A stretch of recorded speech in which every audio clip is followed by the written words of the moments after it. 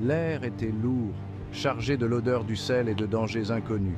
L'île, enveloppée de brume, se dressait, imposante. Scrutant le terrain. Restez sur vos gardes, nous ne savons pas ce qui nous attend.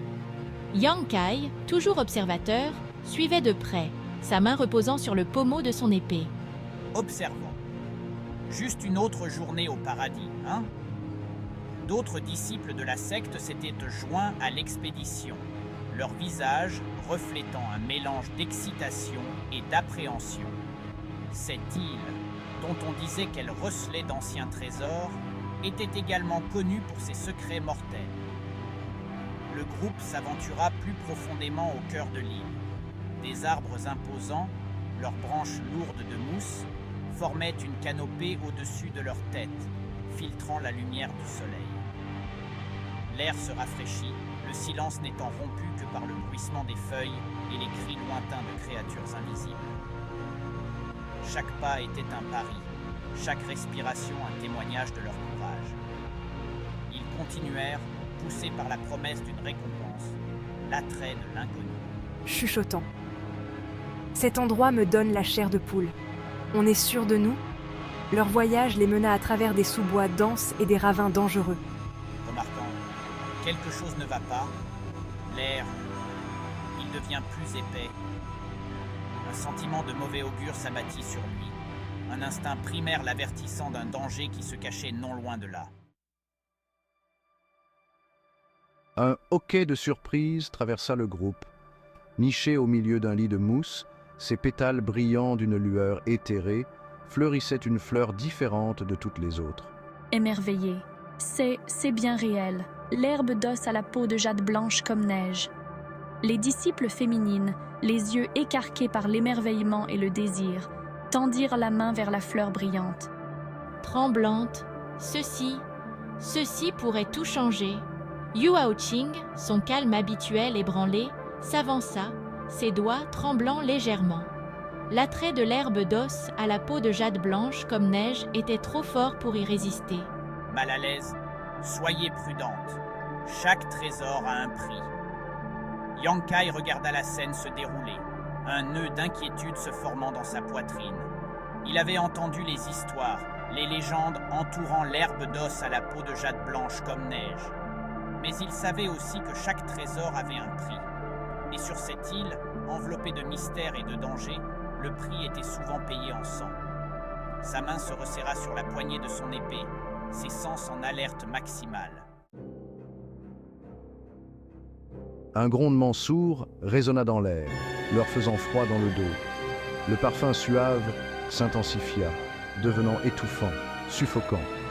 Une vague de brume verte, silencieuse et mortelle, déferla des profondeurs de l'île, engloutissant tout sur son passage. La panique s'empara du groupe.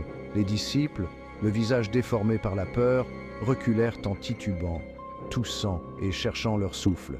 La brume, épaisse et visqueuse, s'accrochait à eux, s'infiltrant dans leurs poumons, leur brûlant les yeux. Luttant pour respirer. Qu'est-ce que c'est? Yuao Qing, portant instinctivement la main à son épée, se rendit compte qu'elle avait du mal à respirer. Sa vision se brouilla, le monde qui l'entourait se dissolvant en un tourbillon vert.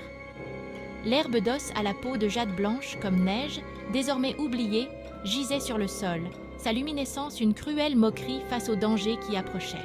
Aboie des ordres. Couvrez-vous le visage. Trouvez un terrain plus élevé maintenant. Yang Kai, les sens aiguisés, réagit instantanément. Il ramena sa cape sur son visage, filtrant l'air empoisonné. La panique, il le savait, causerait leur perte. Il aboya des ordres, sa voix ferme, tranchant à travers le chaos, dirigeant les disciples désorientés vers un terrain plus élevé, loin du brouillard rampant. L'air vibra d'une nouvelle menace. Des profondeurs du brouillard vert émergea un essaim d'insectes noirs, leurs yeux brillants d'une étrange lumière rouge.